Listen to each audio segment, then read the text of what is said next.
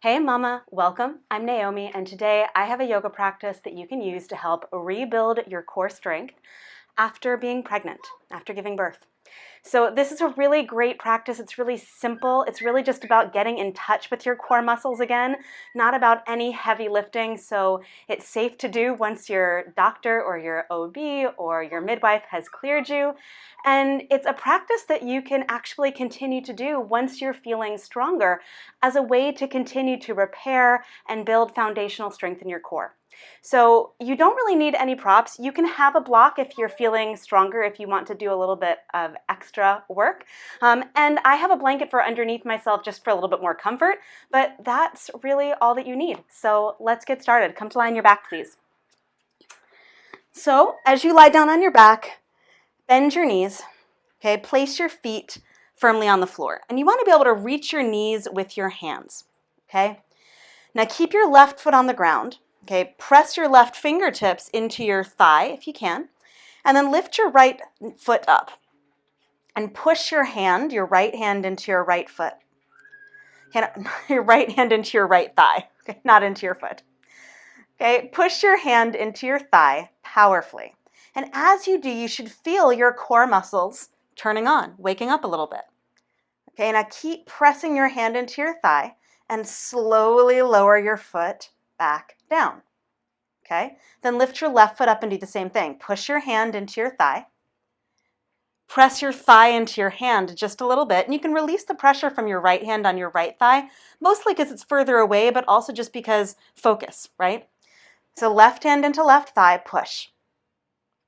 Okay, and again, as you push, you should feel in the lower part of your belly and the left side a little bit more action.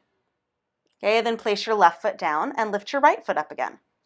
And press your hand into your thigh. And you can give yourself a little bit of resistance here by pressing your thigh into your hands. So you're not just pushing forward, but push back. Okay? And then again, lower your right foot down, lift your left foot up and push. Left hand into left thigh. Push your thigh into your hand. And again, feel those muscles fire up. Okay, lower your left foot down, right foot again. Lift your right foot up, press your hand into your thigh as hard as you can, and press your thigh back into your hand. Now, what I don't want you to worry about is like rounding your low back into the floor or anything like that. Okay, just press your thigh into your hand and your hand into your thigh. Lower your right foot down, left foot up, and push. Okay, press your thigh into your hand and your hand into your thigh. This is really it. This is the foundation of what we're going to do. We're not really going to do much of anything else. But as you can feel, those muscles are really active. Okay, or they're trying to be. Okay, lower your left foot down. One more time on both sides. Right foot up. Push your hand into your thigh. Push your thigh into your hands. It should feel like work. Okay, and then lower your right foot down. Left foot up and push. Thigh into hand. Hand into thigh. Press as hard as you can. Feel those core muscles wake up. Good. Lower your left foot down. Okay, and now lift both feet up. When you lift your feet up, you're not bringing your knees super close to your chest. You really want them to stay a little bit above your hips, just directly above your hips. And then push forward, okay? Push forward with your hands into your thighs, but push your thighs into your hands. And hold for 5, 4, 3, 2, 1. Lower down and just pause for a moment. And rest. And I'm filming this about 13 months postpartum with my third baby, and I still feel it, right? So that's why I say you could be, 13 weeks postpartum, you could be 13 months postpartum, you could be 13 years postpartum, and still feel like this deep work in your core that's really essential, okay? So hands against your thighs, lift your feet up again and push. Okay, push your hands into your thighs, push your thighs into your hands. And you're going to feel your low back, it's almost feeling like it's arching. That's fine. You don't want like an overarch because then your belly's not going to be doing quite as much work, but you don't want to flatten your low back to the floor either. I know you're still here. 5, 4, keep pushing thighs into hands. 3, 2, 1, and then lower down and rest. Whew. I mean, it really is a significant amount of work. So if you're feeling it like, wow, that's a lot, that's good. That's okay. And the great thing about doing supine core work is that it's so much safer when you have any sort of diastasis. So that means any separation of your abdominal wall or any separation of your rectus abdominis as well. This is really, really safe for that because you are not letting your belly hang forward. You're on your back. Okay, and that gravity is in your favor in this moment. All right, lift your feet up again, hands on your thighs. We're gonna do this 2 more times. Push. Okay, push your thighs into your hands. Push your hands into your thighs. Your feet don't have to do anything. They can wiggle if you want. Take your mind off of how intense this is. 5, 4, 3, 2, 1. Lower your feet down and rest. And just take a breath or two.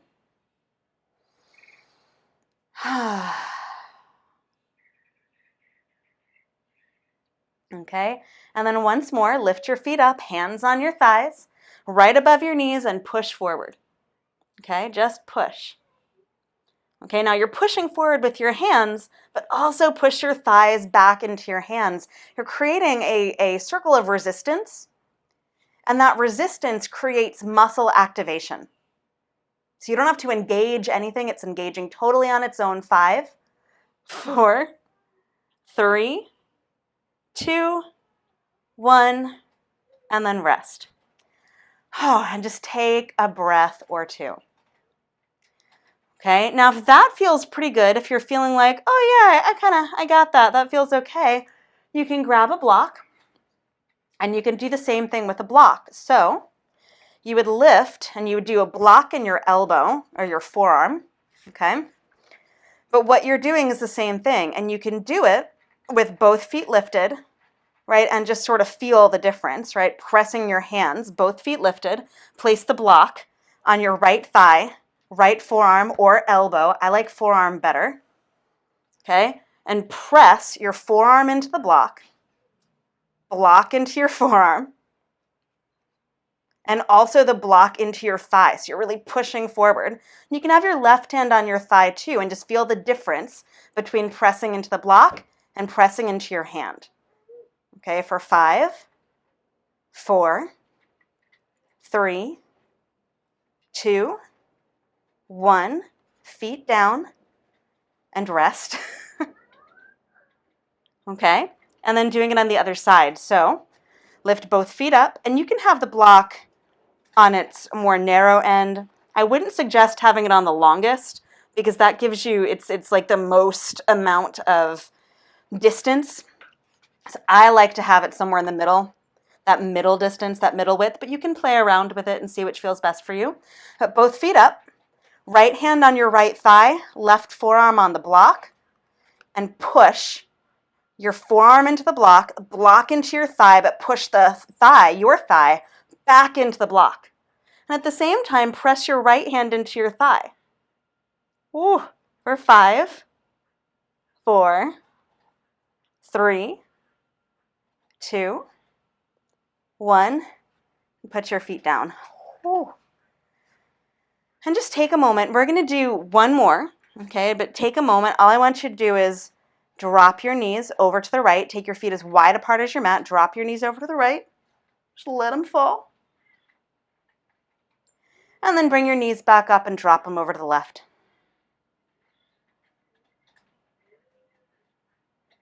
And that's just to help stretch out the front of your thigh. If you're feeling this in the front of your thigh, by the way, that's fine. Those muscles are working too, so don't worry if you're feeling it in your hip flexors, okay, in front of your pelvis. That is totally okay. All right. I think sometimes we hear things like, oh, if you're feeling it in your hip flexors, you're not working your core. That is absolutely not true. Okay. So those muscles will help activate and support your core, help stabilize. So just keep in mind, if you're feeling something in your hip flexors, you are not doing anything wrong. All right. Now, one more way to turn it up just a little bit, and this is only if you're feeling ready, okay, if you're feeling a little bit stronger when you're just doing it here with 2 hands on your thighs. So you're going to place the block on your left thigh, or right thigh, I'm sorry, block on your right thigh, right forearm on the block, both feet off the ground, push, okay? And then keeping your right forearm, pressing into the thigh, extend your left leg and left arm out and bring them back in. Okay, alternatively, you can tap your left foot and your left thumb down and bring them back in. So tapping down, keep going, just do as much as you can. Keep pressing your forearm into your thigh. Tapping down is going to be a little bit less work for your core. Extending straight out is going to be a little bit more work for your core. Okay?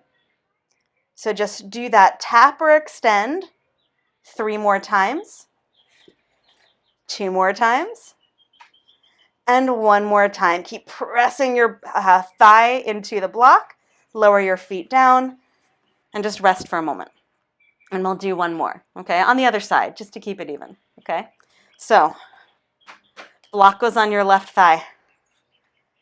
Lift your left foot up, left forearm goes to the block, okay? Right leg up, right hand on your thigh, and push your left forearm into the block. Block into your forearm, okay? And just hold that there. Hold it strong. Now, you can tap your right foot down and your thumb down overhead, and then lift back up. Or you can extend your right leg out and your right arm out. Your thumb might still tap down. That's fine. And come back in. So your choice. We're just going to do a few of those. Keep pressing your forearm into the block and the block into your thigh. And again, I'm doing both. I'm alternating between tapping down and extending my leg just to show you the 2 options here that you can do. So let's just do 2 more. Keep pressing your forearm into the block. Bring it all back to center. Lower your feet down. Set the block aside if you're using it. And then drop your knees over to the right. Feet as wide apart as your mat. Just let them fall. And then bring your knees back up. Drop them over to the left and just let them fall.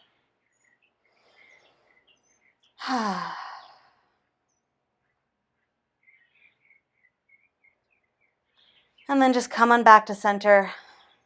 And if you have a block, you can take that block, lift your hips up, and slide the block underneath your sacrum for just a moment.